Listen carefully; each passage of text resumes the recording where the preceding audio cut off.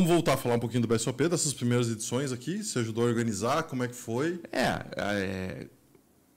O primeiro BSOP que eu ajudei aqui a não organizar, mas vamos dizer, ser o parceiro local, um apoio. Apoio local aqui, foi quando eles assinaram o contrato com o Full Tilt e o Federal entrou, porque antes o Federal não era sócio. Os sócios do BSOP eram o Brasa e o Léo Belo.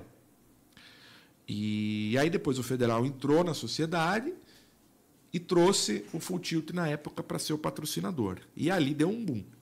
E chegou a dar... os 2 recordes do ano foram aqui em Curitiba. Tiveram 2 etapas naquele primeiro ano, os 2 recordes de público aqui no Sheraton, ali na 7 de setembro. E foram um sucesso. Então o pessoal sempre queria trazer o BSOP para cá, né? Até que daí em 2009 nós tivemos aquele problema. Calma aí. Esse problema, a gente achou uma notícia de 2009 na internet. Quando eu joguei seu nome lá, eu faço uma pesquisa sobre o candidato, sobre o convidado, e a gente achou a notícia. Fernando, leia a notícia pra gente, por favor. Cara, eu acho que eu não leio alguma coisa em voz alta, deve fazer uns 15 anos. Vai. Então eu já peço desculpa antecipado. Leia pra turma. Policiais do Centro de Operações, o COP, acabaram com a jogatina em um hotel de luxo de Curitiba. Na noite de sábado, 17, cerca de 60 pessoas 17 de outubro. 17 de outubro de 2009. Cerca de 60 pessoas que jogavam pôquer em 2 salas do hotel foram surpreendidas pela polícia por volta das 23 horas. 25 pessoas foram encaminhadas para a delegacia. No local, foram apreendidos 8 mil em dinheiro, fichários, máquinas de contar dinheiro, computador, cartas, anotações e vales do jogo. De acordo com o delegado-chefe Miguel, as rodadas de pôquer começaram a ser investigadas depois de denúncias. Recebemos a informação que existiam entidades que organizavam jogatinas de pôquer constantemente em locais públicos. Entendemos que pôquer não é apenas um jogo de destreza, mas também de azar, o que o torna ilegal, explica o delegado. Depois de investigações, equipes policiais do COP foram até o hotel, localizado no centro, e flagraram cerca de 60 pessoas, distribuídas em 5 mesas. De acordo com o delegado, as salas onde aconteciam os jogos estavam instaladas no mesmo hotel em que acontecia uma etapa do Campeonato Brasileiro de Pôquer. No campeonato, cada jogador paga uma inscrição, participa do jogo que vale um prêmio e assim que perde é eliminado. Já nas outras 2 salas, cada pessoa poderia jogar quantas vezes quisesse. Se perdesse o jogo, poderia comprar mais fichas e voltar. Isso caracteriza a aposta e a contravenção penal. As salas em que os jogos eram realizados estavam protegidas por seguranças e com acesso restrito. Em cada uma das 5 mesas havia mais de 10 jogadores. Eles eram distribuídos de acordo com os valores de suas apostas. Os organizadores do campeonato e da sala de jogatina são a Liga Curitibana e a Confederação Brasileira de Texas Hold'em.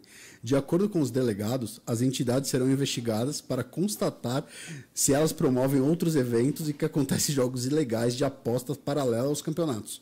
Os jogos de azar são ilegais e serão combatidos com rigor pela polícia. Ainda mais nesse tipo de modalidade que flagramos na noite de ontem, em que mesas para jogatina ilegal são organizadas no mesmo local reservado a um torneio, completa o delegado. Das 25 pessoas conduzidas até a delegacia estão Luiz Geraldo Castro Campelo e Igor Trazani Federal, respectivamente presidentes da Liga Curitibana e da Confederação Brasileira de Texas Hold'em. Além deles, também foram encaminhadas outras pessoas da organização do evento e 20 jogadores. Todos assinaram um termo circunstanciado de infração penal por exploração do jogo de azar. De acordo com a polícia, as investigações continuam e as demais pessoas que estavam no local serão ouvidas nos próximos dias. Meu Deus do céu, cara. Então, normalmente as reportagens também são mais quentes do que o que realmente aconteceu. Tem que chamar atenção ali para a notícia. Mas assim, foi bem... Na época, foi bem constrangedor, foi bem preocupante. No dia do seu aniversário, Geraldo. Dia do meu aniversário. Meu Deus do céu. Dia do meu aniversário. Depois que eu não esqueço, 17 de outubro de 2009. E E aí a gente foi para a delegacia. Eles chegaram lá, estava rolando o torneio embaixo no salão. Eu lembro que eles conseguiam botar, se eu não me engano, eram 25 mesas no salão lá embaixo, lotado, salão de torneio, e daí tinha um mezanino ali que tinha mais salas que a gente alugou para fazer o cash. Então, algum iluminado, né, falou para eles que o torneio era legal e o cash não era. Que deu uma interpretação para o delegado. Alguém que se sentiu incomodado na época. Eu até imagino quem seja, essa pessoa inclusive já faleceu. Mas aconteceu isso. Aí, de repente, lá a gente estava ali, eu estava ali trabalhando, treinando ficha, aquela correria, não tinha 5 meses, tinha 8 mesas de cash funcionando naquela hora lá. Porque 60 pessoas, imagino que não é. Tinha 8 mesas. Tinha 3 mesas numa sala e 5 na outra. E, de repente, entra os caras lá com metralhadora e... gritando? Daquele jeito, né? Aquele show. Aquele negócio. E, sou eu aqui, organizador e tal. E daí até aconteceram umas coisas engraçadas ali, né? Não temos espaço para levar todo mundo, então como é que faz? Os caras tiraram nas cartas. Isso aí é inacreditável. É verdade, isso é verdade. Isso é... Mas pelos meus filhos. Os caras disputaram nas cartas quem ia para a delegacia ser preso ou não. Porque não tinha como levar todo mundo. Né? Quem que decidiu decidir isso nas cartas? Alguém teve essa ideia, não lembro. E a polícia falou, não, beleza, e o cara falou, o né? delegado estava dando risada também. O delegado, ele estava incomodado de estar fazendo constrangido, aquilo. Ele recebeu ordem para fazer aquilo e acho que ele não queria fazer. Pelo que eu senti, entendeu? Teve uma decisão judicial que mandou fazer aquilo lá. E eu acho que ele não queria. Enfim. É que quando eu acho que o delegado chega no momento ali, ele vê... Cara, não é um ambiente... Tipo, que, nossa, estão escondendo dinheiro. Ninguém está fazendo nada escondido. Estava lá no salão do evento, no hotel, fazendo... A porta aberta. Porta aberta e tal. Mas tá bom, vamos lá, vamos enfrentar. A gente sabia que... A gente estava nesse meio, a gente sabia que isso podia acontecer uma hora ou outra. E foi uma vitória já pra gente. A gente começou a levar para o lado bom. Que no torneio, eles não fizeram nada. Quer dizer, opa, então... Já tem, né, uma vitória do que a gente já tinha feito antes, né, com os laudos, com as coisas. O torneio, temos uma batalha aqui com o cash, mas o torneio tá ok.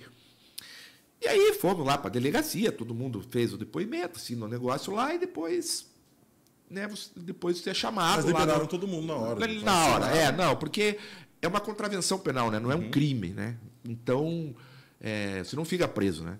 Você vai lá, assina o termo e depois você é chamado, e é no juizado especial ainda, pequenas causas não, especial, juizado especial criminal. E 99,9% das vezes as pessoas pagam uma cesta básica e encerram o assunto. É isso que acontece. E entre o acontecimento e a gente ser chamado, eu fiquei discutindo com o federal. O que nós vamos fazer? E aí nós decidimos que nós não íamos fazer esse acordo de pagar a cesta básica. Porque nós entendemos que, se a gente fizesse esse acordo, a gente estava sujeito a, toda vez que a gente fosse fazer um evento, acontecer isso. Sim, vocês também ficam assumindo, né, que está fazendo uma coisa errada. Não que está assumindo, mas, vamos dizer, você não está resolvendo o problema. A gente queria continuar. Se a gente não quisesse mais fazer evento nenhum, ia lá, fazia o acordo, pagava. A juíza pediu para mim uma cama de hospital, até na época. Eu falei, não, eu dou a cama, mas eu não quero assinar o acordo, porque eu quero... A gente quer ter uma decisão, a gente quer que vocês coloquem no papel que isso é proibido, que nós estávamos fazendo uma coisa que não é permitida. E aí, advogado, todo mundo disse, vocês estão loucos, vocês estão loucos. Não estamos loucos. Comprando briga. Nós estamos fazendo isso para todo mundo, não é só para a gente, para todo mundo que faz evento ter uma segurança maior. Obrigado. E a gente tinha convicção no que a gente estava brigando, né? Pelo que a gente estava brigando. E bingo, né? Demorou 2, 3 anos. Veio todo mundo que estava lá, inclusive a Teca, minha irmã, o Vitinho, meu sobrinho, que trabalhava, todo mundo fez o acordo, o Sérgio, todo mundo fez acordo, pagou a cesta básica, mas eu e o federal, como organizadores, nós... Para pessoa física ali não ter nenhum tipo de problema, acho que é mais fácil, mas... mas é vocês- porque para eles, né, Sim. não dava nada, né? Agora pra gente não, né? A gente quer continuar fazendo aquilo, então... E aí, acho que uns 2 ou 3 anos depois veio a sentença. A promotora colocou lá no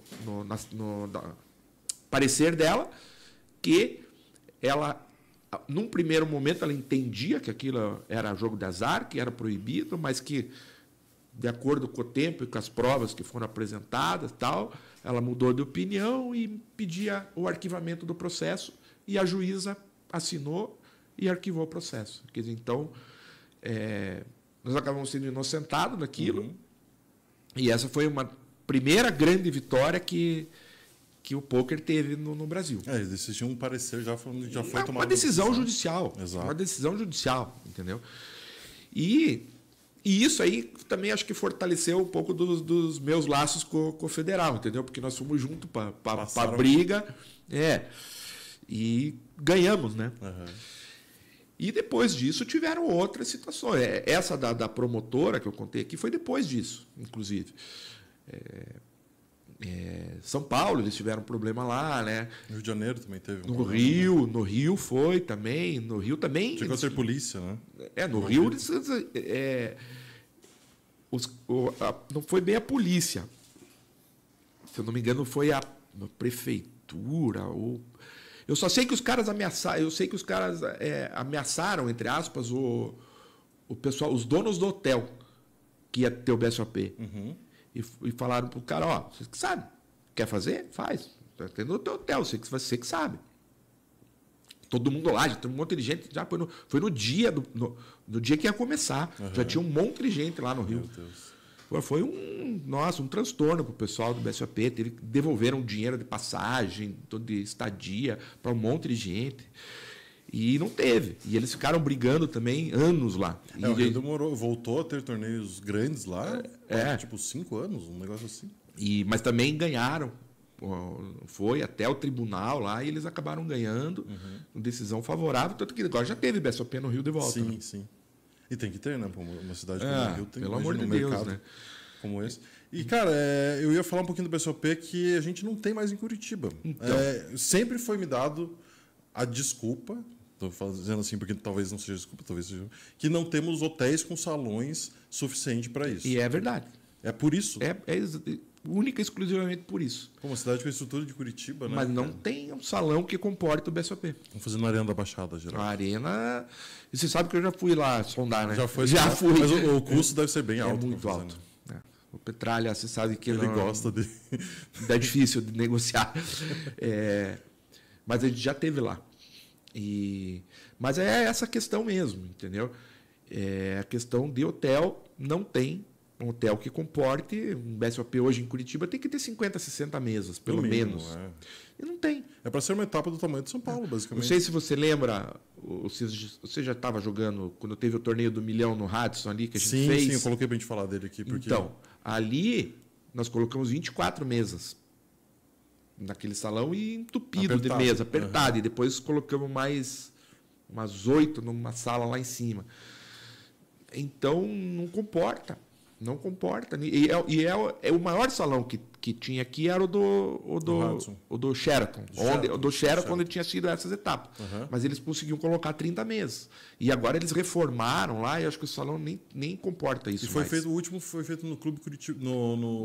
Foi ali no Batel. Ali no. Buffet do Batel. Buffet do Batel, exatamente. Já não é mais Exatamente. um salão de eventos hoje em dia. Mas, cara, também não era um lugar muito grande. E assim, o evento no hotel é diferente, né? Para o jogador que vem de fora, principalmente, é muito mais confortável, né? Então, a preferência deles é sempre fazer em hotel, né? Então, tem hotel aí que corre atrás deles para fazer, né? Então, eles têm... Agora, Foz do Iguaçu, por exemplo, lá, eu sei que eles têm um acordo muito bom com o Wish. Tem salão gigante, aquela estrutura do hotel maravilhosa. São Paulo faz os 3 eventos ali no WTC. Sim. Então, é complicado. Vamos ter que abrir um hotel H2 Curitiba. Acho que vamos falar com o Federal.